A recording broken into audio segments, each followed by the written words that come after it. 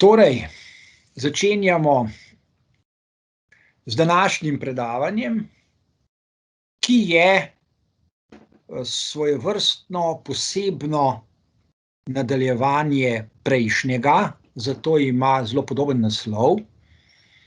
Govoril bom o pomenu umetnosti, vendar na zelo poseben način. Zato je tudi v naslovu predavanja z rumeno obarvano vseh ljudi. To ni naključje. Do zdaj sem že večkrat spregovoril o funkciji ali o funkcijah industrije psihologije, izrabljanja psiholoških spoznanj v posebne namene. To so nameni, ki ni nujno, da jih lahko pripišemo posameznim strokovnjakom, na primer psihologom, lahko tudi imajo take namene, vendar ni nujno, da jih imajo, pa kljub temu, se pravi, tudi če jih nimajo, nastaja in se razvija in krepi industrija psihologije. Očitno je, da je v svetu, v katerem živimo, industrija psihologije zelo pomembna, zato je vredno o njej govoriti in analizirati njene funkcije, skušati odgovoriti na vprašanje, zakaj je tako zelo pomembna. Industrija psihologije se v glavnem naslavlja na posameznike, na ljudi kot individuume, in sicer v obliki nasvetov in navodil in idej in predlogov, kako naj posameznik skrbi zase, za svoje zdravje, za svojo osebnost, za svoje veščine in spretnosti in kompetence, za svojo osebnost, za svoj jaz, za svoj značaj, za svoje čustva, za svojo inteligenco in tako dalje. Prav gotovo je vredno in pomembno spraševati se, zakaj je industrija psihologije tako zelo uveljavljena, zakaj je vse povsod, kdo ima seveda od tega koristi. In spregovoriti potem tudi o tem, o čemer nameravam danes. To je, želim spregovoriti o pomenu umetnosti za blagostanje vseh ljudi, ne samo za blagostanje tega ali onega posameznika. Vse to je še dodatno pomembno zlasti v obdobju pandemije, se pravi v zadnjem letu, iz že znanih razlogov, o katerih smo govorili. Spregovoriti torej želim o posameznikih, o ljudeh in o tem, kar imajo nad seboj, oziroma o tem, kakšen pomen, kakšno vlogo ima umetnost za razumevanje tega, kar imajo ljudje nad seboj. Zato bom najprej, podobno kot zadnjič, na kratko spregovoril o še enem besedilu, ki ga je napisal Sigmund Freud. Zadnjič sem spregovoril o njegovem besedilu iz leta 1920, to je spis z naslovom Onkraj načela ugodja. Danes želim spregovoriti o spisu, ki ga je Freud napisal 3 leta pozneje. Leta 1923 napiše spis z naslovom Jaz in ono. Preden pa se lotim njegovega besedila, bi na kratko komentiral članek, ki sem ga prebral v današnjem časniku The New York Times. Članek je preprost, je kratek vendar spregovori o zelo pomembni poanti, zelo pomembni razsežnosti naših vsakdanjih življenj. Pravzaprav spregovori o nekem vprašanju, za katerega verjamem, da si ga zastavi prej ali slej čisto vsak človek. Zlasti seveda vsak človek, ki je zaposlen, ki dela, ki preživi vsak dan v povprečju 8 ur na delovnem mestu. Vprašanje je pomembno, med drugim tudi zato, ker vsak dan preživimo na delovnem mestu tako rekoč polovico svojega budnega življenja, če predvidevamo, da 8 ur spimo. Torej, veliko časa vsak dan preživimo na delovnem mestu. Zato je vprašanje, ki je v naslovu tega prispevka, zelo pomembno. V resnici je tudi zelo preprosto. Vsakdo ve, da je težko spregovoriti o tem, kar zares misli, kar čuti, o čemer bi rad spregovoril. Ko govorimo o delovnem mestu, mislimo zlasti na sodelovanje, se pravi na to, da človek sodeluje s svojimi sodelavci, da se prej ali slej udeleži kakšnega sestanka. Skratka, gotovo ima vsakdo izkušnjo, da bi kdaj želel kaj povedati, da bi želel spregovoriti o kakšni temi, ki se mu zdi pomembna in je to tema, o kateri se sicer pogosto ne govori, ampak hkrati ima že tako rekoč vsakič spontan občutek, da je to zelo težko narediti in da je morda bolje, če je preprosto tiho. Govorimo o nekem temeljnem občutku, ki je za vsakega človeka zelo pomemben, to je občutek varnosti. To je občutek medsebojnega zaupanja in hitro postane jasno, zakaj je to zelo pomembno. Ne samo na delovnih mestih, to velja tudi za mlade ljudi, na primer v šoli, pogosto tudi za otroke doma, v domačem okolju. Mislimo na preprosto izkušnjo, ki je tale. Ko se človek zares v svojem okolju, bodisi na delovnem mestu, doma, v šoli, na univerzi, ni pomembno, kje, čuti varno, ko čuti medsebojno zaupanje, ve, da se lahko zgodi tudi tole. V okolju, v katerem je občutiti varnost in medsebojno zaupanje, človek lahko pove tudi kaj takega, kar je morda neobičajno, redko, nenavadno, lahko pove tudi kaj takega, kar je na prvi pogled videti neumno, lahko pove kaj, ne da bi se zato izpostavil posmehu ali ostri kritiki ali zavračanju ali napadanju in tako dalje. Ve, da lahko naredi tudi kakšno napako, da lahko prizna napako, ne da bi zopet bil za to kaznovan, ne da bi kdo planil na njega in ga kritiziral, kaj šele zmerjal, kaj šele, da bi kričal na njega, da bi ga žalil, poniževal ali kaj podobnega.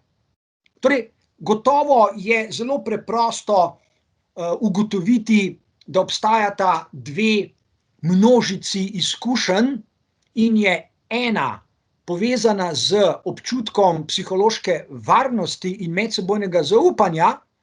To so izkušnje, ki potrjujejo, da smo ljudje nepopolna bitja, da delamo napake, da kdaj potegnemo kakšno neumno potezo, da pa se lahko za to opravičimo, da to lahko priznamo. Skratka, da počnemo vse tisto, za kar vemo, da velja tudi za vsakega drugega človeka, pač preprosto v smislu nihče ni popoln. Torej, v tem smislu je zelo pomembno, zelo bistveno celo za človeka, za njegovo doživljanje samega sebe, drugih ljudi, okolja, v katerem preživi veliko časa, na primer na delovnem mestu. Druga množica izkušenj je ravno nasprotna. To so izkušnje, da človek ne sme povedati kaj takega, za kar domneva, morda upravičeno, da ga bodo ljudje izpostavili po smehu, da se bodo norčevali iz njega, ali da ga bodo kaznovali, da ga bodo ostro kritizirali, da ga bodo zavrnili in tako dalje, tako dalje. To je množica izkušenj, ki ljudi prepričajo prej ali slej, da je bolje biti tiho, da je bolje vrteti žargon, ki ga vrtijo tudi vsi drugi, da se je bolje sprenevedati, da je bolje govoriti v tri krasne, tudi če to nič ne pomeni, kot pa povedati kaj tehtnega, razumnega, inteligentnega ali česa podobnega. Nažalost je, to tudi lahko preberemo v tem članku današnjem iz New York Timesa, nažalost je teh drugih izkušenj več kot onih prvih. Se pravi, ljudje imajo več izkušenj, da so hitro napadeni, da so lahko prizadeti, da lahko kdo kriči nanje, da jih zmerja, tako ali drugače kaznuje in tako dalje in tako dalje. Seveda so te vsakdanje izkušnje pomembne, zato se je dobro vprašati, zakaj je tako. Zakaj ni onih prvih izkušenj, ko človek čuti varnost, medsebojno zaupanje, ko se počuti sproščenega, ko ve, da lahko pove tudi kaj takega, kar drugim ljudem ne bo všeč, pa ga zato še ne bodo povozili, skritizirali, polili z gnojnico in tako dalje. Zakaj je tako? Eden od dobrih odgovorov na to vprašanje je razmislek, ki ga razvije Freud v spisu Jaz in ono iz leta 1923. Freud v tem spisu zelo natančno razvije koncept človekovega nadjaza. Izraz je zares posrečen in nam pove, da ima vsak jaz, vsak ego, vsak človek nad seboj neko psihično instanco, ki jo Freud imenuje nadjaz. Freud spregovori tudi o nekem drugem konceptu, ki ga včasih povezuje, neposredno povezuje s konceptom nadjaza, to je koncept idealnega jaza, koncept, ki spregovori o tem, da ima človek v svoji glavi predstave o idealnem jazu, o idealu, ki bi ga na primer rad dosegal ali moral doseči, idealu, h kateremu je na primer gnan, pa ni nujno, da razume, zakaj je k temu gnan. No, v vsakem primeru izpostavimo Freudov koncept nadjaza. Nadjaz je instanca, psihična instanca, ki je za vsakega človeka pomembna zato, ker predstavlja, kot je kasneje elaboriral Freudov koncept nadjaza Jacques Lacan, ker torej predstavlja imperativ. Nadjaz je v resnici množica zahtev, ki so naslovljene na jaz.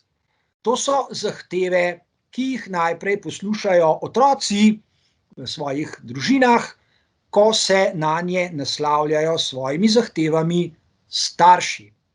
Kasneje se podobno na otroka naslavljajo vzgojitelji, pa še kasneje učitelji. in še kasneje v življenju ljudje, ki se znajdejo na hierarhičnih lestvicah nad posameznikom. Torej, zdi se, da je vselej v človekovem življenju nekdo nad jazom, nekdo ali nekaj, nekdo, ki zastopa nadjaz kot imperativ. In seveda človek lahko hitro reče, da je to čisto v redu, da je čisto prav, da se človek, jaz, ego podreja nadjazu, podreja zahtevam in da poskuša tem zahtevam tudi ustreči. Vendar pravi pravi Freud, počasi ni čisto tako. Zadeva je veliko bolj zapletena. Kajti, rekel sem že, Lacan še potem nadaljuje z razvijanjem tega koncepta in pokaže, da je nadjaz imperativ, da je nadjaz na nek način poseben imperativ, za katerega je mogoče pokazati, da je pravzaprav slep za posameznikovo blagostanje. Nadjaz se ne meni za jaz, temveč zgolj od njega terja, zahteva, pritiska na njega, kakšen bi moral biti, kaj vse bi moral narediti, kakšne poteze v življenju bi moral vleči, kako bi se moral odločati. In seveda te zahteve lahko postanejo zelo hitro tako obsežne, tako pogoste, tako velike, tako hude, da postaja za jaz njegovo življenje vse bolj neznosno, ker tem zahtevam v glavnem ni mogoče ustreči. Ne samo zato, ker se nadjaz ne meni, ali ego to sploh zmore, ali je v takem položaju, da to lahko naredi, ali ima dovolj virov, ali je zmožen, ali ima voljo, ali ima interes in tako naprej. Nadjaz se za to ne meni. Nadjaz samo pravi, moraš. Ukazujem ti, zahtevam, to je tvoja dolžnost, to moraš narediti. To je prva razsežnost nadjaza, ki je pravzaprav zelo problematična. Potem pa, pravi Lacan, ne samo, da je nadjaz slep za jaz, za njegovo blagostanje, ampak je pravzaprav tudi nesmiselen. Nadjazovski imperativi so nesmiselni, ker so preprosto nemogoči, so preveliki, prezahtevni. Naprimer, do tega vpogleda hitro pridemo, če kdaj spremljamo kakšno analizo človeka, ki je primer nagnjen k perfekcionizmu, ki je nagnjen k popolnosti, ki je obremenjen v vsakdanjem življenju z nadjazovskimi imperativi tako, da razvija obsesivne in kompulzivne misli oziroma dejanja.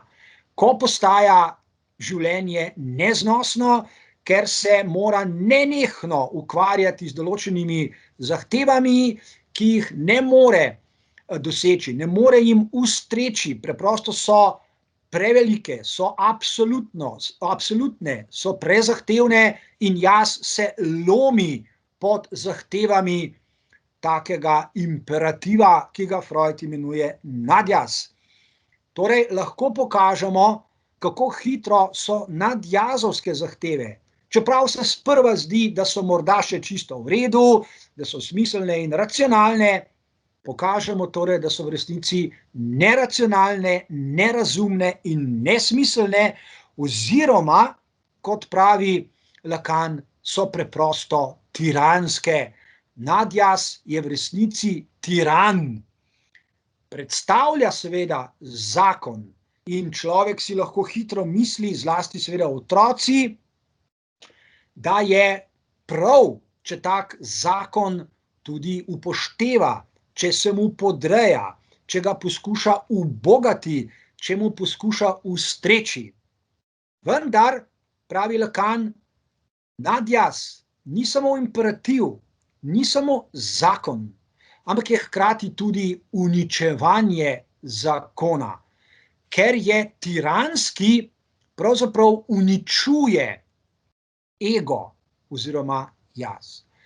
Jaz postaja vse manjši in čuti, da je v primežu, da je pod pritiskom nadjaza in da ga to hromi, da mu jemlje voljo do življenja, da ga obremenjuje, da ni več sproščen, da se ne more lotiti več nalog, ki se jih sicer v vsakdanjem življenju loteva, ker ga je vse bolj strah, ker je tesnoben, ker ima občutke krivde, ker ne more doseči vsega tega, kar nadjaz od njega terja, ker ima vse močnejše občutke krivde, ima tudi občutke neadekvatnosti, ima občutke, da je nesposoben ali vsaj premalo sposoben.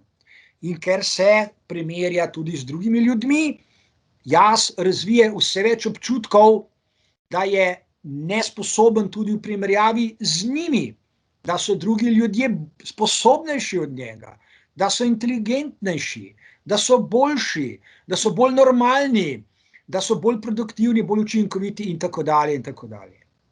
Torej, z lahkoto vidimo, da podrejenost nadjazu nikakor ni koristna in da mora obstajati alternativa, da mora obstajati nekaj drugega, da je človek bolj sproščen, kreativen, učinkovit, produktiven, ne da bi bil podrejen tiranskemu nadjazu.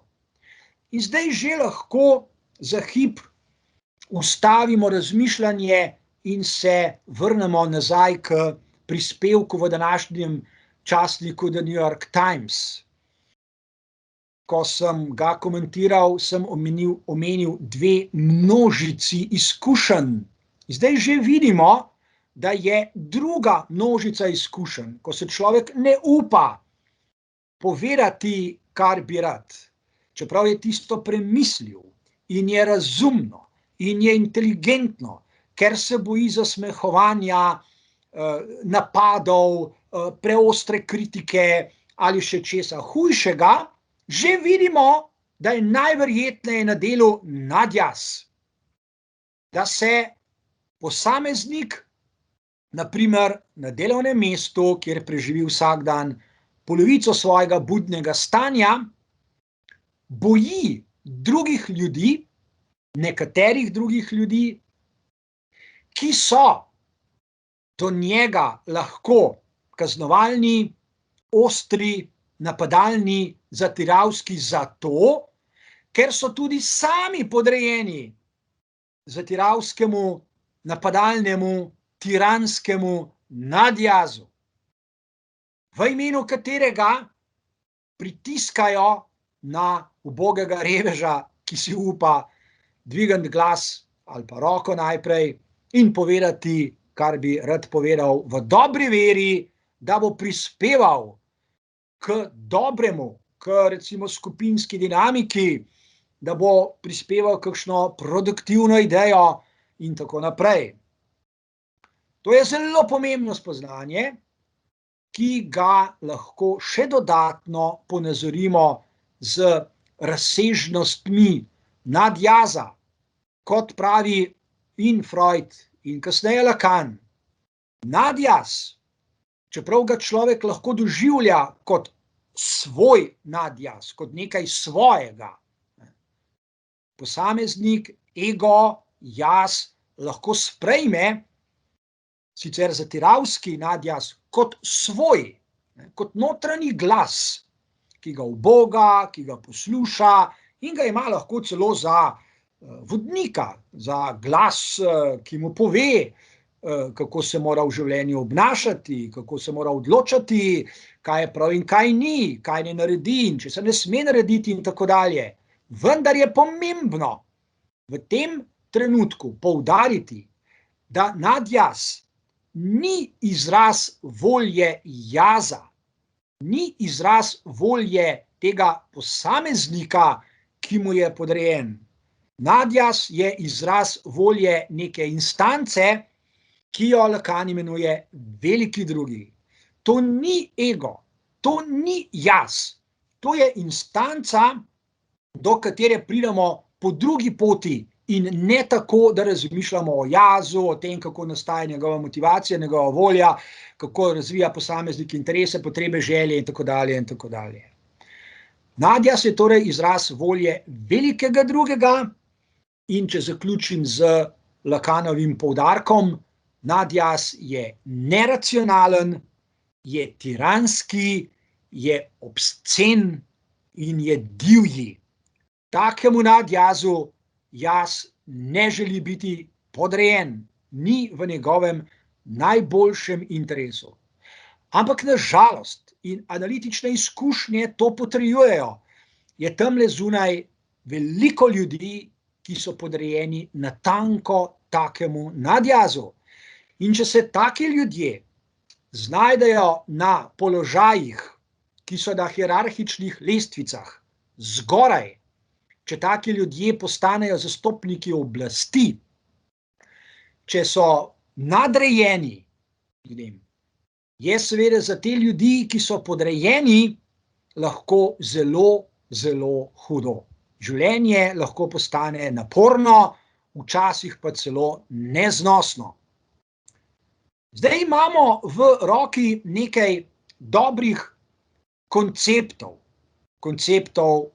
nadjaza, jaza, velikega drugega, imperativa in konceptov medsebojnega zaupanja oziroma psihološke varnosti.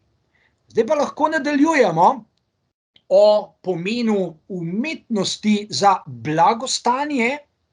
Tukaj že lahko takoj rečem že vnaprej, da umetnost ne pozna nadjaza, o katerem sem ravno govoril. Umetnost kot procedura resnice je onkraj vsakega obscenega, zatiravskega, tiranskega, divjega nadjaza, o katerem sem ravno spregovoril. In če se nadjaz ne meni, ker je slep za posameznikovo blagostanje, potem smemo domnevati, da se umetnost pa posveča blagostanju ne samo enega posameznika, ampak se posveča blagostanju vseh ljudi. Umetnost je namenjena vsem ljudem in to drugače kot industrija psihologije, kot bi rad pokazal v nadaljevanju. Najprej bi se rad sprehodil skozi nekaj podob. Predstavil bom tudi eno množico knjig, ki sem jih prebral v zadnjem času ali pa jih prebiram ravno zdaj, tudi za potrebe predavanj.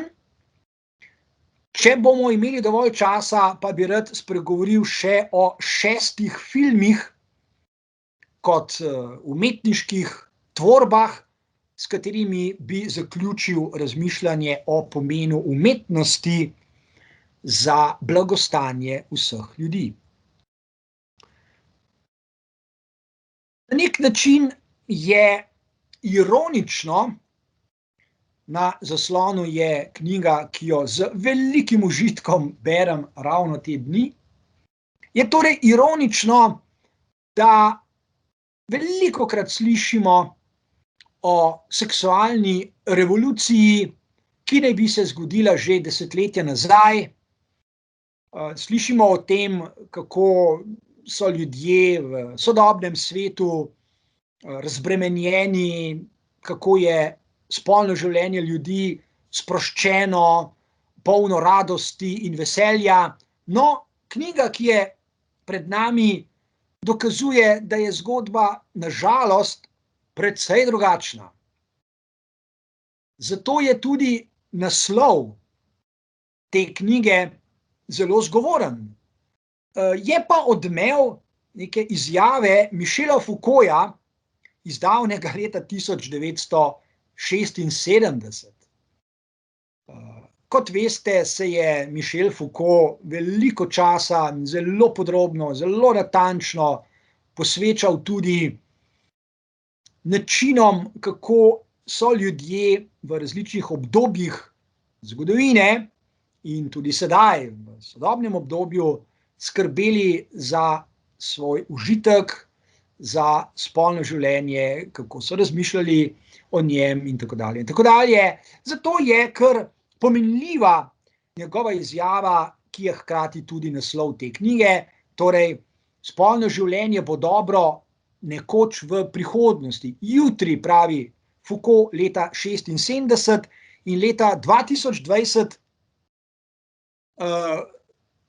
torej imamo pred seboj knjigo z natanko takim naslovom in morda bi se morali vprašati, ali se je toliko desetletij pozneje kaj zgodilo s to Foucaultovo izjavo, ali pa se morda niti ni kaj prav dosti in moramo danes, leta 2021, ponoviti za Foucaultom in reči, šele jutri bo spolno življenje ljudi dobro. In seveda, kaj vse to pomeni? Zakaj je ta knjiga tako dobra? Na kratko se moramo posvetiti podnaslovu te knjige in že imamo pred seboj nekaj dobrih idej za nadaljnje razmišljanje, zakaj je naslov te knjige tak, kakršen je. Podnaslov te knjige je najprej Ženske in želja. Seveda bi lahko rekli, zakaj ravno ženske, zakaj ne tudi moški, ampak o tem morda malo kasneje. Torej, v podnaslovu je torej beseda želja v obdobju, v katerem živimo. To je obdobje soglasij, karkoli že to pomeni. Pred nami je koncept soglasja. Zdaj, če se še majčkeno ustavimo in se vprašamo, zakaj avtorica govori, uporabi ta izraz, ali res živimo v obdobju konsenzov, strinjanja, soglasij. Noam Chomsky je pred leti napisal knjigo o natanko isti temi. Torej, napisal je knjigo, kako se v naših vsakdanjih življenjih, na kakšne načine, s pomočjo katerih mehanizmov oblikujejo soglasja, vsaj navidezna soglasja, zakaj ljudje pristajajo, tvorijo soglasja tudi o temah, o katerih se ne strinjajo, o katerih bi radi razmišljali drugače, na kritične načine, na primer, ko bi bili radi produktivni in učinkoviti, pa niso. Torej, gotovo je to izjemno zanimivo vprašanje. Noam Chomsky je to knjigo napisal že pred časom. Zakaj se danes lahko ponovno sprašujemo ne samo o tem, kakšno je spolno življenje ljudi in ali se morda spolna revolucija vendarle še ni zgodila in se morda šele bo, in pa seveda, kako nastajajo soglasja in kaj to pomeni danes, leta 2021. Res izvrstna knjiga in za naše današnje razmišljanje zelo, zelo pomembna. Nekaj vprašanj, s katerimi se ukvarja avtorica v tej knjigi. Prvo vprašanje, zelo dobro, zelo natančno, izpiljeno, precizno zastavljeno vprašanje. Zakaj se zdi, da bi ljudje željo razumeli kot nekaj lahkotnega, kot nekaj, kar je mogoče zlahka razumeti? Seveda je vprašanje daljni odmev starejših spraševanj, na primer Lacanovega spraševanja v 7. seminarju, ki ima naslov Etika psihoanalize, ali Freudovega spraševanja o naravi nezavedne želje. Oba avtorja sta prišla do osupljivih, nenavadnih vpogledov v naravo nezavedne želje in njenega objekta, težko razumljivega koncepta, da je objekt nezavedne želje odsotnost objekta želje? Torej, zakaj se danes zdi, da je želja preprosto to, kar vsak človek spontano razume in z lahkoto odgovori na vprašanje, kakšna je njegova želja? Pač preprosto pove, želim si to, želim si ono, moja želja je taka, moja želja je drugačna. V resnici ni tako. Zato je zelo dobro zastaviti to vprašanje. Zakaj se zdi, da naj bi željo razumeli zlahka, brez teoretskega napora? Podobno je drugo vprašanje, s katerim se veliko ukvarja avtorica, in to je, v obdobju, v katerem živimo, z lahkoto pokažemo na mehanizme, ki so v resnici nadjazovski. To so mehanizmi, ki pritiskajo na ljudi, da so usmerjeni k perfekcionizmu, k popolnosti, k neskončni rasti, k neskončni produktivnosti, k neskončni učinkovitosti. Ljudje čutijo spontano vsak dan, kako veliko naj bi delali, da bi zaslužili, da bi nakopičili, kako pomembna je rast, da je treba delati še in še in še. Vse to so nadjazovski izrazi. Torej, danes je nadjaz mnogo bolj na delu, kot je bil v času, ko je Freud pisal razpravo z naslovom Ego, torej jaz in ono leta 1923.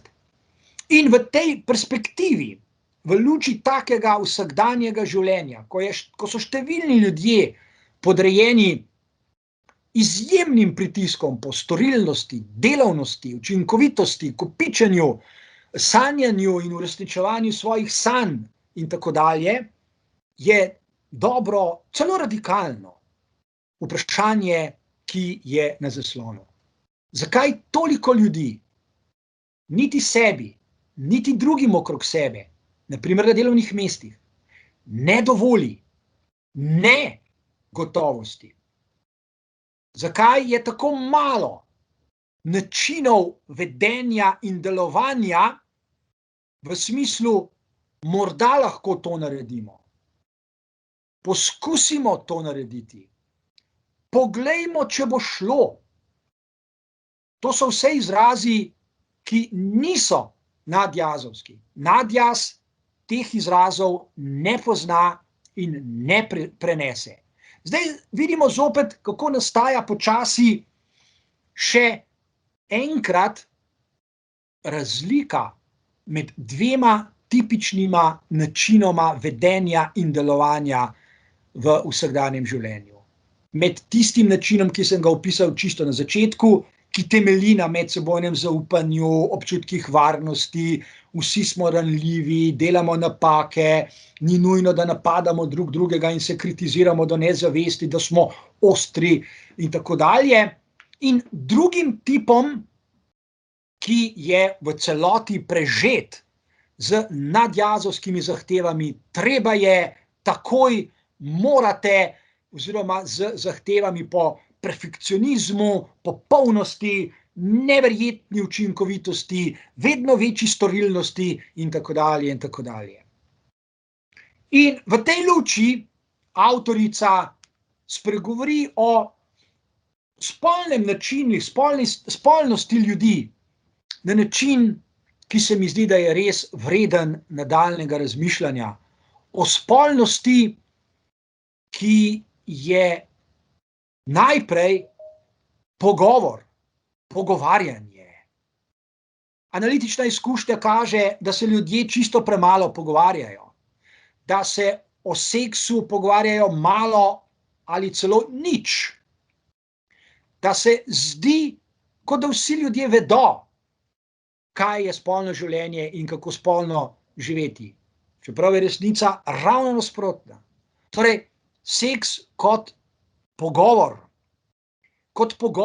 ki terja globoke vpoglede v željo, tudi nezavedno željo drugega človeka, v naravo nezavedne želje in tistega, kar nezavedna želja podpira, in to so imaginarni scenariji ali fantazme, kot sta jih imenovala Freud in Lacan. Zlasti pa je seks nekaj, kar je najtesneje povezano s človekovo ranljivostjo, z globoko intimnimi občutki o lastni ranljivosti, o ranljivosti fantazem, o ranljivosti želje. Zato ni čudno, da avtorica predlaga, da razumemo spolnost kot skupno potovanje v neznano, kot sodelovanje na tej poti v neznano. In kot pravi v svoji knjigi, navezujoč se na Michela Foucaulta, morda bo potem spolno življenje dobro. Naslednja knjiga, o kateri bi rad na kratko spregovoril, se na poseben način navezuje na naše spontano doživljanje vsakdanjega življenja, v katerem smo zlahka prepričani, kako pomembne so vrednote, in o tem nas prepričujejo še psihologi in različni strokovnjaki, celo politiki nas nagovarjajo, kako dobro je zastopati, zagovarjati, živeti, uresničevati vrednote in tako dalje. In v tej perspektivi se je dobro vprašati, vse lepo prav, ampak o katerih vrednotah v resnici govorimo. In empirične koordinate naših vsakdanjih življenj zelo dobro izraža izraz, ki je v podnaslovu te knjige, to je kapitalizem, ki nas nadzoruje na vsakem koraku, še ko spimo. In seveda s tem je povezano vprašanje, kdo ima od tega koristi? Zakaj je treba toliko, tako pogosto, toliko časa nadzorovati tako veliko ljudi? In seveda v takem življenju se zastavlja še eno radikalno vprašanje, kaj je potem z svobodo govora. Kaj se dogaja s tem, kar je morda ena najpomembnejših stvari za človeka kot simbolno, racionalno bitje, ki je zmožno za razmišljanje. Kaj je z pravico do svobodnega govorjenja? In zopet vidite, kako se ta izraz navezuje na izkušnje, o katerih sem prej govoril, na vprašanje, ki ga najdemo v današnjem The New York Times. Zakaj je tako težko spregovoriti, recimo v javnosti, na delovnem mestu, pred sodelavci in povedati še kaj drugega kot zgolj, kakšno je vreme ali pa kako je včeraj, ne vem, kateri nogometni klub premagal drugega ali pa vrteti žargon. S tem se vprašanje, zakaj je tako težko, še zaostruje. Najprej smo podrejeni nadjazu. Najprej je zmanjšano polje medsebojnega zaupanja, varnosti, potem smo podrejeni zahtevam po perfekcionizmu, popolnosti, hitenju, dinamiki, vse je treba narediti takoj in še več in tako dalje. Ob tem nas nenehno nadzorujejo in seveda je verjetno eno najbolj pomembnih vprašanj v tem trenutku natanko vprašanje o svobodi govora. Ali je potem razumen človek res sploh še pripravljen odpreti usta, če pa ga nadzorujejo in tvega, da bodo vsaj trije planili na njega, ker se z njim ne bodo strinjali in se jim bo zdelo, da so, ne vem, poklicani, da se zdaj spravijo na njega in ga skritizirajo in popljuvajo in zbrcajo in tako dalje in tako dalje. To so zelo resna vprašanja. V svetu, v katerem se nenehno poudarja Z vseh strani nas nagovarjajo vsak dan. Kaj naj bi posamezniki razvijali? Danes z lahkoto naredimo nabor veščin in spretnosti in kompetenc, ki naj bi jih vsak človek vsak dan razvijal v polni meri. Od tega, da je dober govorec, da se ne boji nastopati v javnosti, da kritično razmišlja, da je spreten, da razvija svojo čustveno inteligenco, socialni kapital, kulturni kapital, da ima dobro samopodobo, kot se reče, da je samozavesten, da ve, kaj je njegov pravi, resnični, avtentični, pristni jaz, da sanja in uresničuje svoje sanje in tako dalje. Že na tej osnovni ravni, ko naredimo zbirko, seznam, ko oblikujemo množico vsega tega, kaj naj bi danes počeli v vsakdanjem življenju, ves čas, ugotovimo, da smo pravzaprav na robu blaznosti. In da so vrednote naših vsakdanjih življenj, če to vemo ali ne, če se tega zavedamo ali ne, vrednote Silicijeve doline. Zato je ta knjiga tako zelo dobra, tako zelo vredna, ker analizira te vrednote in pokaže, kako pošastne razsežnosti imajo. Če kje na tem svetu, potem je Silicijeva dolina področje, zlasti delovno področje ljudi, predvsem mladih ljudi, ki na svoji koži dnevno, v polni meri doživljajo to, o čemer danes govorim. In seveda z lahkoto ugotovimo, oziroma ponavljam za ugotovitvami, ki sem jih zasledil v tej knjigi, da je želja megakorporacij, ki v resnici nadzorujejo ta svet in ljudi in obvladujejo kapital, obvladujejo življenja ljudi, narekujejo vrednote. Želja korporacij je vsaj ena želja korporacij, je natanko ta, ki je napisana na zaslonu.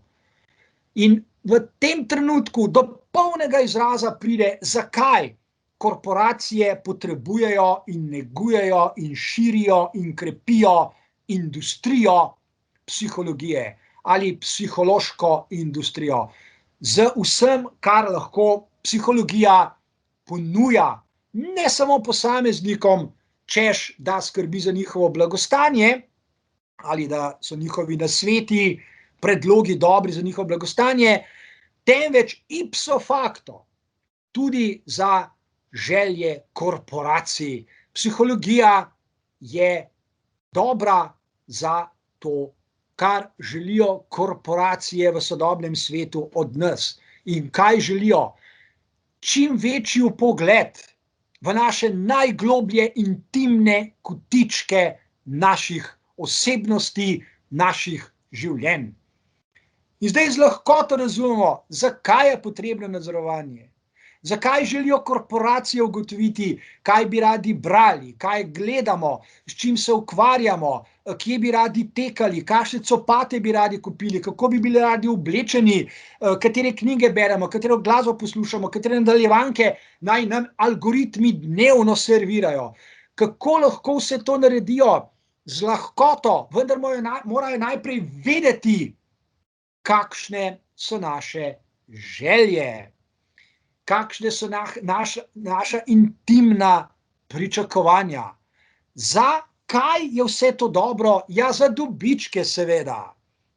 Torej, danes vidimo in upam, da je to jasno, kako močno korporacije potrebujejo psihologijo, da kujejo dobičke. Še nekaj desetletij nazaj to ni bilo potrebno, ker so bile korporacije na zeleni veji, če lahko tako rečem, s svojimi dobički, tudi brez psihologije. Ampak v zadnjih desetletjih vidimo, kako bolj in bolj in bolj potrebujejo psihologijo in seveda naša tiha soglasja, naše tihe pristanke, da sprejemamo piškotke, da nas lahko nadzorujejo, da zbirajo podatke in smo veseli, ko nam algoritmi ponujajo izdelke, za katere se lahko kdaj pa kdaj osuplo vprašamo, le kako korporacija ve, kaj jaz želim. Ja, le kako, tako kot je bilo rečeno oziroma v nadaljnje branje resnično priporočam tole knjigo. Naslednja knjiga, ki bi jo še priporočil oziroma je ključna za moje današnje razmišljanje, je tale knjiga, ki na moje veliko veselje spregovori o nečem, kar je tako zelo redka tema znotraj naših vsakdanjih življenj, ki so polna soglasij in korporativnega nadzora in vsega, o čemer sem govoril doslej.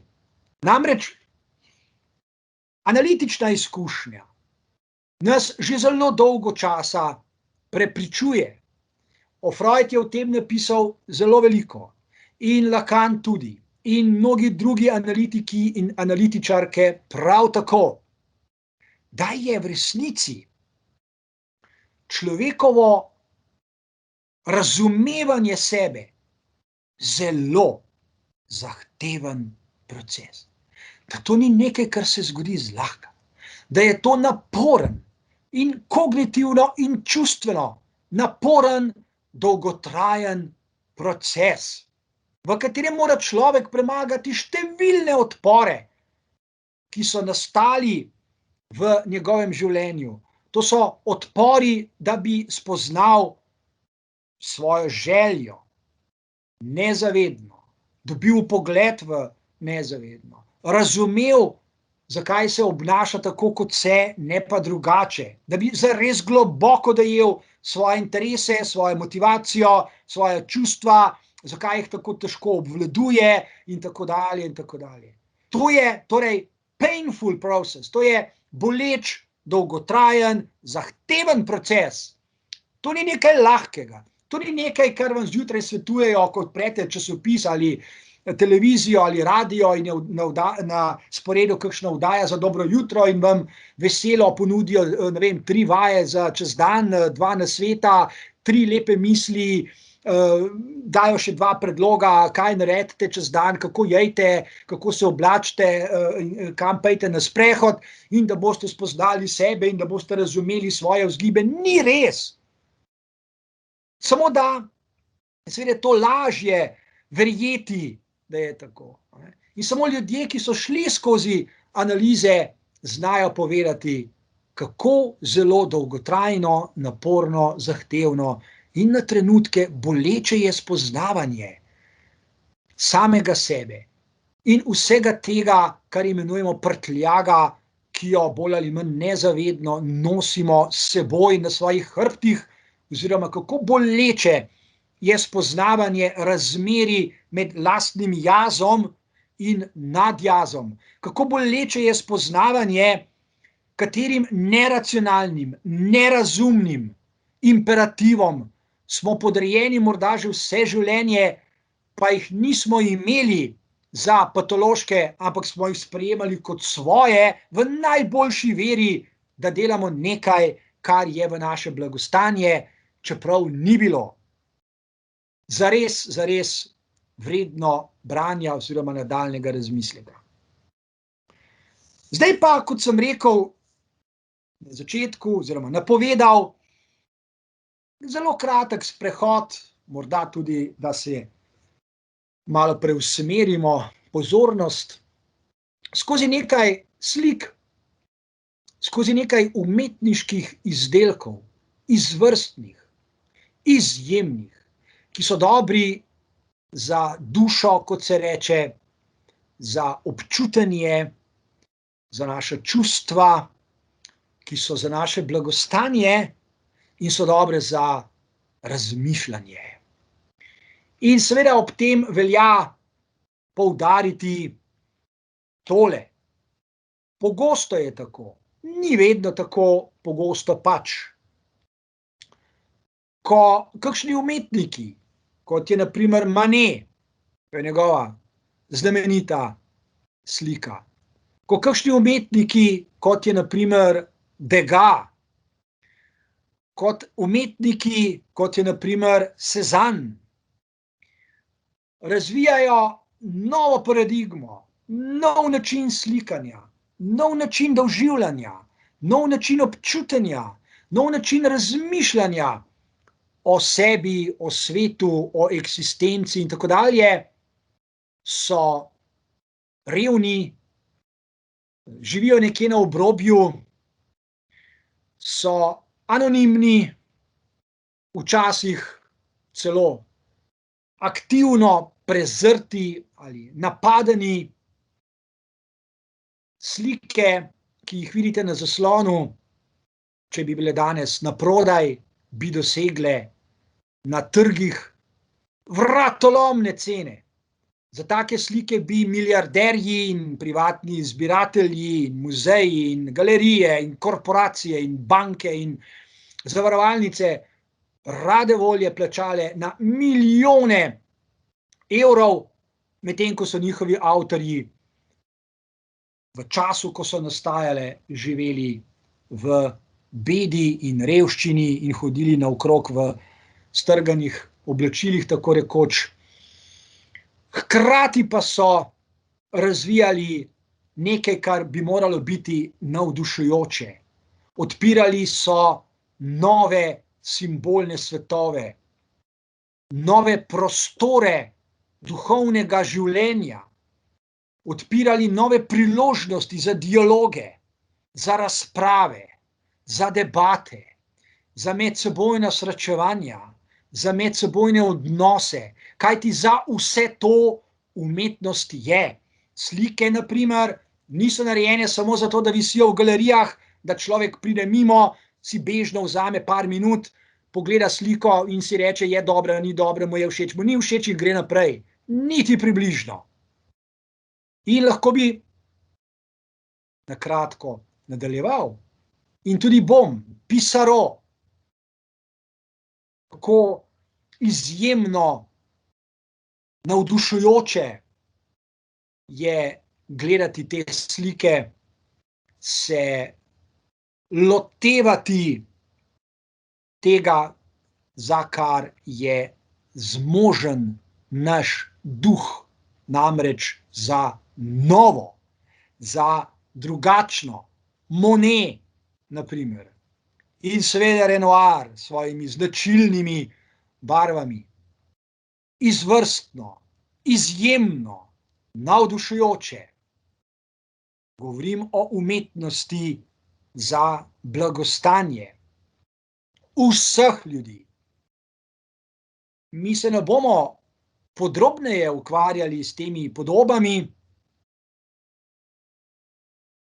ker bi rad spregovoril še o nekaterih idejah, pred mano pa je še obljubljenih 6 filmov, o katerih najverjetneje ne bomo danes mogli natančneje spregovoriti, ker bo zmanjkalo časa, ampak nič hudega, časa je dovolj, se bomo k temu vrnili naslednjič. Čisto na kratko, še iz nekega drugega zornega kota, iz sveta matematike in fizike, iz sveta, ki je za nas zelo aktualen, o isti temi. Govorimo o blagostanju vseh ljudi. Torej, iz drugega zornega kota nam fiziki, matematiki sporočajo, kar je v naslovu tega prispevka. Potrebujemo nove pripovedi, nove zgodbe, drugačna, sveža razmišljanja. Potrebujemo nove simbolne prostore, v katerih se bomo še enkrat radikalno vprašali, na primer, kakšna je narava naše želje. Ali res želimo neskončno brezmejno kopičenje istega ali zelo podobnega pod pretvezo, da gre za nekaj novega? ali je razvoj, ali je človekova rast, naprimer duhovna rast, čustvena rast, osebnostna rast, socialna rast, res zgolj kopičenje, povečevanje istega. Seveda že prvi odgovor je jasno, da ni. Razvoj, rast je nekaj drugega kot kopičenje. Nova vprašanja o vrednotah, o katerih se tako pogosto na tihem strinjamo, ne da bi razmislili, da so to v resnici vrednote Silicijeve doline, ki so dobre za korporativne profite, ne pa za nas in za naše vsakdanje življenje. Nove pripovedi o odnosu do časa, ki ga imamo na razpolago. Življenje je v resnici kratko in preveč dragoceno, da bi ga zapravljali za stvari, ki imajo na videz veliko vrednost, v resnici so pa votle in prazne. In če še ponovim za avtorjem, profesorjem Andersonom, kaj je tisto, kar je zares onkraj vsakdanjega žargona in ideoloških praks vredno in je vredno, da se za to borimo. Zato je besedna zveza postideološki neoliberalizem še toliko pomembnejša, kajti zlasti v zadnjem letu opažamo, znanost to potrjuje, kako se generalizira, posplošuje tesnoba v naših vsakdanjih življenjih. To ne pomeni, da je prej ni bilo. To ne pomeni, da je čudežno prišla na zemljo s prvim dnem pandemije. Seveda ne.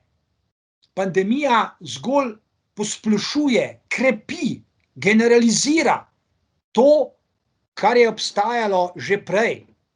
V tem smislu je pandemija koronavirusa kot povečevalno steklo. Pod njim vidimo, kako velike so v resnici grožnje, ki grozijo našemu vsakdanjemu življenju, ki ogrožajo naše zdravje, kako krhko je naše zdravje. Kako velike so grožnje, ki napadajo, ki rušijo naše blagostanje, kljub množici navodil in nasvetov in praks, s katerimi nas vsak dan nagovarjajo, češ naj poskrbimo za svoje blagostanje, kot da jamčijo, da bo to res povečevalo naše blagostanje. In vse ostale grožnje, ki so naštete in jih vidimo na tem zaslonu. Kaj vse se dogaja z našo motivacijo, z motivacijo milijonov ljudi, ko so dan za dnem doma, ko je dan podoben dnevu, ko delajo od doma, ko so otroci doma, ker ne morejo hoditi v šolo in tako dalje in tako dalje in tako dalje. Koliko ljudi je, ki so vse bolj utrujeni, ki so vse bolj zasičeni vsakdanjim žargonom, s podatki, koliko je mrtvih, koliko je okuženih, z prikritimi grožnjami, česa vse ne smejo narediti in kako prispevajo k povečevanju epidemije, ker se ne obnašajo ustrezno. To je tudi nekaj, o čemer velja razmisliti, ko boste zvečer odprli televizor, ko se bo zopet oglasil nadjaz z bolj ali manj artikuliranimi, prikritimi moralnimi nauki in nasveti in grožnjami, kaj vse smo spet naredili, da se je povečalo število okuženih, česa nismo upoštevali in kje bi morali biti kaznovani in kdo bi nas moral, ne vem, oglobiti in tako dalje in tako dalje. Zato še ena knjiga, ki je vredna, da jo vzamemo v roke in spregovorimo o obdobju, v katerem živimo. To ni samo obdobje prikritih soglasij in velikanskih korporativnih dobičkov s pomočjo industrije, psihologije, to je tudi obdobje katastrofalnih podnebnih sprememb. To je obdobje, ko je v številnih državah vse več ljudi, v katerih se kopiči ta jeza in strah pred prihodnostjo. Zlasti o tem govorijo mladi ljudje, ki nameravajo živeti na tem planetu še desetletja, morda do leta 2100 ali pa še več, ko dnevno naslavljajo na politike zahteve, naj vendar še nekaj naredijo, ko se najstniki obračajo na 3-krat, 4-krat starejše ljudi, ki vodijo korporacije in so oblastniki in vodijo politične igre, češ da imajo pravico do prihodnosti, ko jih industrija psihologije niti malo ne zanima, ko jih ne zanimajo vrednote Silicijeve doline, ko jih ne zanimajo korporativni dobički, temveč jih zanima lastna prihodnost, ko jih zanima blagostanje, ne tega ali onega posameznika, ampak blagostanje vseh ljudi. To so nove perspektive, to so nove ideje, ko se zlasti mladi ljudje lotevajo razmišljanj o strategijah, kako živeti jutri, pojutrišnjem, čez 10 let, 15 let, katere strategije razviti, da bomo zares živeli v blagostanju, da bo med nami veliko več medsebojnega zaupanja, veliko več občutkov varnosti, veliko več vsega tega, kar nam omogoča, da smo to, kar v osnovi, kar v jedru smo, ranljiva, začasna, končna bitja, ki si želimo blagostanje, ki si ne želimo neskončnega kopičenja dobrin in neverjetne produktivnosti, ki jo od nas zahtevajo, ki si ne želimo imeti ne vem kakšnih razkošnih hiš in velikanskih avtomobilov in ne vem koliko denarja in vsega tega. V resnici so to novi razmisleki, ki se uvrščajo v zgodovino razmislekov, tja do Sokrata in Bude, pa še mogoče nazaj, ko so nas modri ljudje vedno znova spominjali oziroma opominjali, nam dali misliti, da je človek v svojem jedru mnogo bolj nagnjen k skromnosti, kot k razmetavanju za energijo in perfekcionizmu in popolnosti in storilnosti in tako dalje in tako dalje. Ko nas paleoantropologi učijo, kako so živeli naši davni predniki 10.000, 20.000, 50.000 let nazaj, ko so poznali veliko medsebojnega sodelovanja, ko so na svoji koži preizkušali ideje, ki so zares prave vrednote. In to niso vrednote Silicijeve doline, to so vrednote solidarnosti, egalitarnosti, enakosti, skupnega življenja, prizadevanja za blagostanje drug drugega, ne zgolj osamljeno prizadevanje posameznikov, da vsakdo poskrbi za lastno blagostanje. To so nove strategije, ki se v resnici uvrščajo v množico že zdavnaj preizkušenih strategij, ki so dobre, ki so dokazano dobre. Rekel sem, da bom spregovoril o množici knjig, še 2 bi izpostavil ravno v luči tega zadnjega razmisleka. Ena sicer ni nova, to je knjiga, ki je že nekaj časa klasična, tako rekoč kultna knjiga 20. stoletja, pod njo se je podpisal Guy Debord, to je seveda družba spektakla oziroma spektakelska družba, klasično delo, ki pred desetletji, mnogo pred časom, če lahko tako rečem, ponudi ljudem dobre ideje. Ena od njih je napisana na zaslonu. kaj pomeni živeti v spektakelski družbi. Kaj so spektakli, če niso neskončno, brezmejno, vsakdanje potrjevanje tega, kar se nam spontano ponuja, kar se nam pojavlja pred našimi očmi, kar danes mnogo bolj kot v času Guya Debordja ponujajo mediji, ko se čez naše možgane dnevno valijo neskončne količine medijskih pojavov oziroma vsebin, ki potrjujejo z našimi tihimi soglasji družbeno življenje kot zgolj neskončno množico pojavov, in s tem se krog sklene, za katere skrbijo korporacije in korporativni mediji.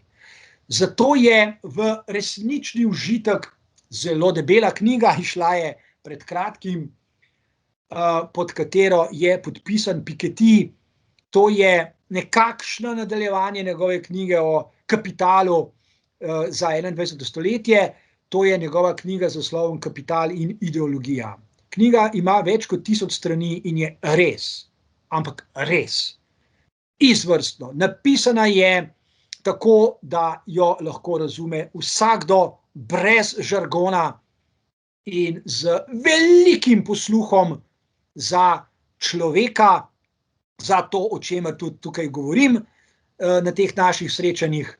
To Pikettyjeva knjiga je zagovor človečnosti proti korporativnemu kapitalu, proti lastnikom kapitala in proti temu, o čemer tukaj govorim naprimer danes. Zato je naslov tak, kot tudi mora biti, če lahko tako rečem, Kapital in ideologija.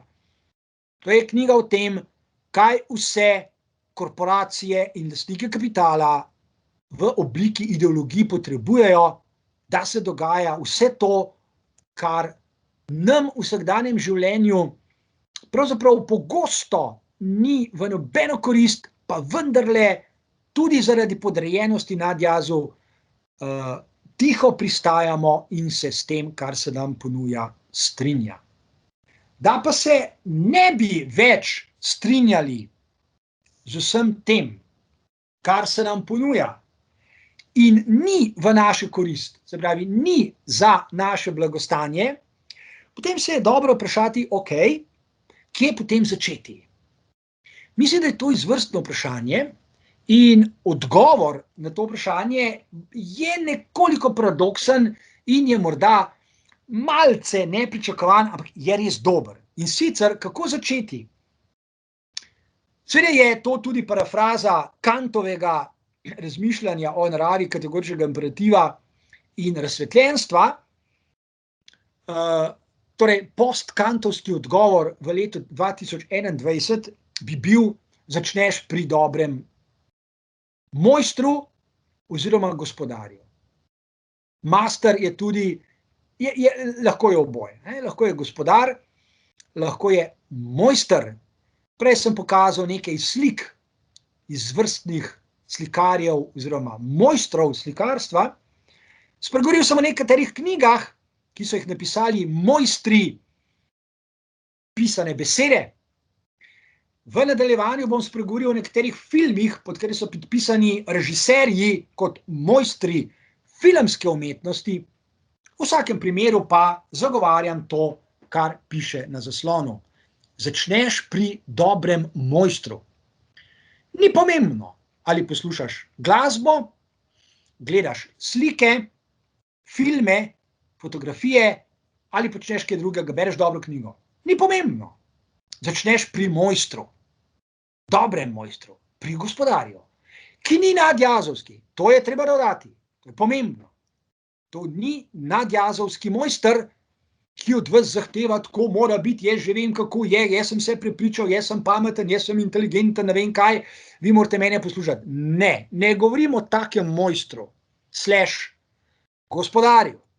Govorimo o čem drugem. Govorimo o tem, kar je značilno za vsakega mojstra, na katerega zdajle mislim.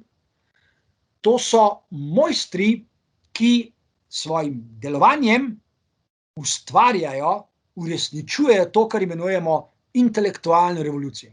Pa naj gre za Sokrata, Freuda, Renoirja, Beethovna in tako dalje. Ni pomembno. Dober mojster je intelektualni revolucionar. Ni samo Marx zagovarjal, zastopal ideje radikalnih družbenih sprememb ali revolucij, ne. Vsak dober mojster je intelektualni revolucionar. To pomeni, da s svojim načinom delovanja, razmišljanja, s svojimi idejami, s svojimi izdelki ustvarja nekaj novega, nove prostore, simbolne, duhovne, mentalne prostore, ne samo posamezne izdelke. In to so prostori blagostanja. Z lahkoto trdim, da so mojstri zmožni za intelektualno revolucijo, ki je vselej za blagostanje vseh ljudi. In če se lahko, in bomo danes s tem zaključili, ker nam bo zmanjkalo časa, pa nadaljujemo prihodnjič, bi se zadržal pri dveh avtorjih, ki sem ju prvič srečal v simbolnem svetu, ko sem bil najstnik, in sta name naredila velikanski vpliv in močno vplivala na moje nadaljnje življenje do današnjega dne in v prihodnosti ne bo nič drugače. To sta Sokrat, seveda Sokrat / Platon, ker Sokrat ni ničesar zapisal, in Freud. Sokrat je filozof. Sokrat želi vsak dan s komerkoli vstopati v dialog. Sokrat ni osamljeni posameznik, ki sanja svoje sanje in želi skrbeti zase. Ne, Sokrat želi dialog. Dialog pa je možen samo, če obstajata vsaj dva človeka. Torej, Sokrat pravi, jaz nisem sam sebi zadosti. Jaz potrebujem drugo človeško bitje in želim negovati dialog. Sokrat izhaja iz temeljne ideje, da je vsak človek zmožen misliti in da je vsak človek zmožen za dialog. Seveda se je umetnosti dialoga treba učiti, ampak, kot rečeno, nekje je treba začeti. Pri mojstru dialoga, na primer pri Sokratu, in se uriti, se mojstriti v dialogu. In kaj je dialog? Čisto na kratko. Dialog je odpiranje simbolnih prostorov, v katerih se rojevajo nove ideje, nove zamisli. Sokrat je torej za pogovarjanje. Pogovarjanje ni to, česar je danes okoli nas čisto preveč. To so čivkanje, tvitanje, pošiljanje kratkih sporočil, komuniciranje, sporočanje, informiranje. To nima nobene resne zveze s pogovarjanjem in z dialogi. Freud je drugi človek, ki je pomembno zaznamoval moje življenje in ga zaznamuje tudi danes. Zakaj je Freud, oče psihoanalize, mojster tega, kar imenuje Ana O. talking cure, zdravljenje z besedo? Freud je za besedovanje. Freud je za pogovarjanje, zato sta potrebna vsaj dva. Eden je analitik, drugi je pacient. Kakšna je temeljna pacientova izkušnja, ko stopi k Freudu in doživi nekaj, česar nikoli ne doživi pri psihiatru? Temeljna razlika je tale. Psihiater predpiše zdravilo, ker ima človek psihične, duševne motnje, nekakšno bolezen, in po 15 minutah reče, pojdite domov, jejte zdravila in pridite nazaj. Čez 1 mesec, 2, 3, 4, meni vsem čez kdaj. Freud ne naredi ničesar od tega. Freud najprej reče, sedite ali ležite na kavč in začnite govoriti. Temeljno sporočilo, ki ga Freud prenese pacientu, je, časa imamo dovolj, ne 10 minut, 15 minut, pojdite domov. Ne, časa imamo dovolj. Oziroma, še bolj natančno, Freud reče, morava si vzeti veliko časa. Zakaj? Ker je spoznavanje sebe, kot sem rekel prej, navezujoč se na ono knjigo, boleč, dolgotrajen, naporen, zahteven proces. V imenu dobrega oziroma v imenu blagostanja. Freud in Sokrat sta za blagostanje. Sokrat jamči za dialog. Sokrat jamči za pogovarjanje. Znano je, o tem so povedali veliko, Platon, na primer, njegovi sodobniki, da se je Sokratom mogoče pogovarjati še in še in še. 1 uro, 2, 3, do večera, jutri nadaljujemo. Sokrat je bil tudi v dobri fizični kondiciji. Freud jamči za natanko isto. Za pogovarjanje. Za to, da se pogovarjamo dolgo časa. Da ne čvakamo v 3 krasne, ampak se pogovarjamo. Ne izmenjujemo informacij, ne komuniciramo in ne prenašamo dejstva in tako dalje, ne poučujemo drug drugega, ne tekmujemo, kdo ima večje mišice, kdo ima boljše argumente, počnemo nekaj drugega in to je, pogovarjamo se dolgo. In potem se bomo pogovarjali še več. Freud in Sokrat kot 2 velemojstra jamčita še za nekaj, da nas bo vse skupaj nekam pripeljalo.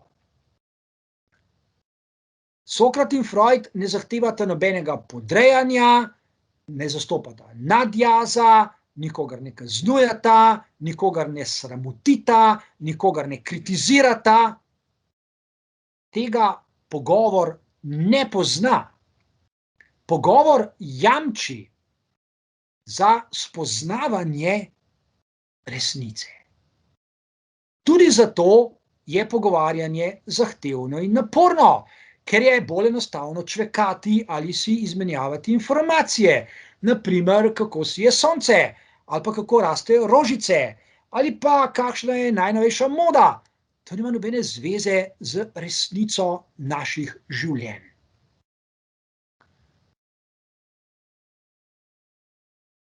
Na tej točki bi se danes ustavil, ker nam je potekel čas. In kot ponavadi bi se vam rad zahvalil za vašo potrpežljivost, za to, da ste za temi krogci in kvadratki in pravokotniki.